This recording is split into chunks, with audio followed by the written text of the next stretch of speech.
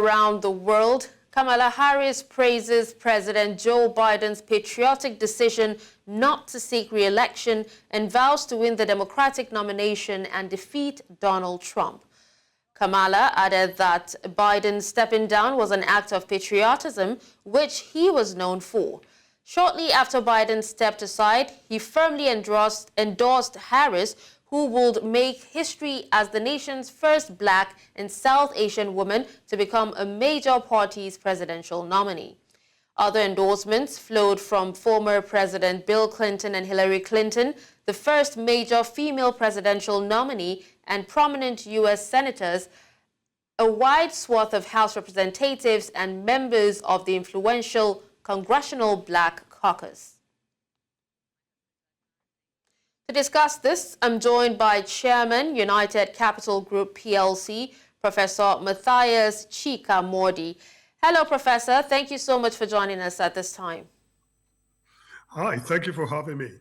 So, Professor, can you tell us what are the repercussions of Biden's withdrawal on the Democratic Party's chances in the general elections? It has seismic ramifications. I mean, it's massive. Up until now, the race was within the areas of margin, but with a clear advantage for Trump. And the electoral map was changing in the sense that the traditional states that Democrats won, some of them were getting into play. And most people believed that Trump was going to win the election. Republicans believed by a landslide, but most analysts believed that Trump was going to win the election. And it was primarily because of Biden's weaknesses around the issue of his age. And so he's stepping aside for a young, vibrant candidate to, to step into place, opens up the race completely. Okay. Now, but upon his withdrawal, Biden endorsed his vice, Kamala Harris. Now, how do you think that this endorsement will impact her campaign and also her chances of winning the nomination? Good question. So I think there are two steps to this. The first step is getting the nomination within the Democratic Party. The second step is winning the general election. As you've seen in the last, it's not even 24 hours yet, and his endorsement has already changed the nature of the primary itself. Out of the Democratic, well, more than a third of the Senate, which is way more than half, 30-something senators out of 51, had already endorsed Kamala. You had 135 members of Congress, which is the majority of the Democratic congressional delegation, have already endorsed her. More than half of the Democratic governors have endorsed her. And even more importantly, fundraising exploded. They've raised $50 million as at midnight yesterday, just based on Biden's endorsement and her entering the race. So I think the good morning is that she's almost certainly going to be the Democratic nominee. And then that takes to the next stage. How does she prosecute the case against Trump, and what are her chances in that race? And we could discuss that for hours. But the bottom line is that it's a game changer. She's likely to be the nominee, and suddenly Trump is going to be the old man on the ticket, and you're going to have a different kind of race. Well, Prof, let's talk about how, Biden's withdrawal will affect the millions of Americans who are counting on him to lead the country for another term. Now, do you think that the Democratic Party will be able to balance the need for new leadership with the risk of alienating loyal supporters of Biden? This is a very good question.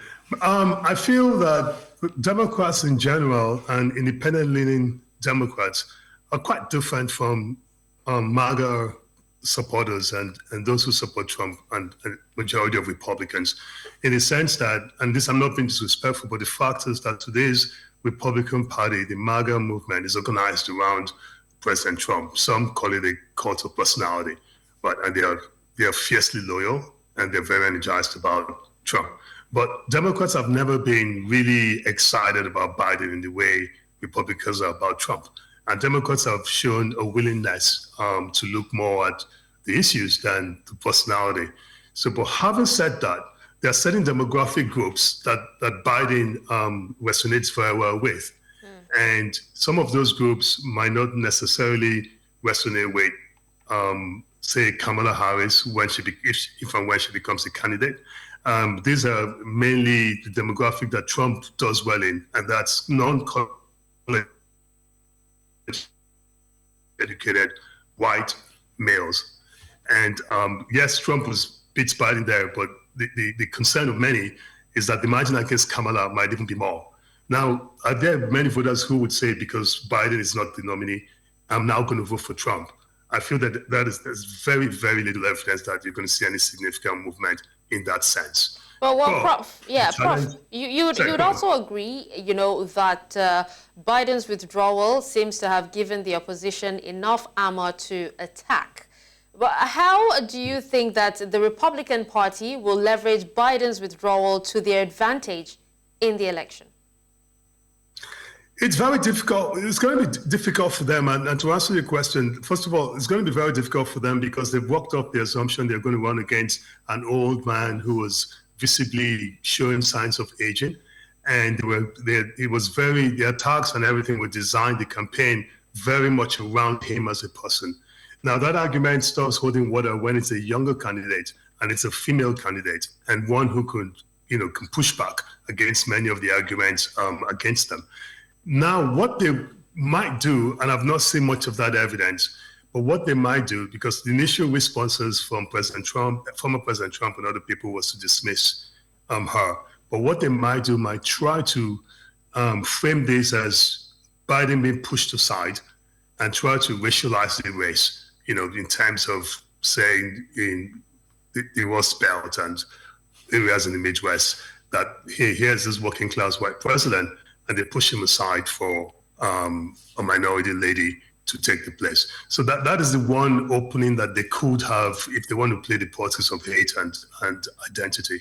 But on every other level, it's very difficult to see how Kamala Harris is not a more difficult candidate to face than President Trump in the current state he is. Okay. Well, I wish we could actually go on with this conversation, but we have to wrap up here due to time. But thank you so much, Professor, for speaking to us. It's a pleasure to have you.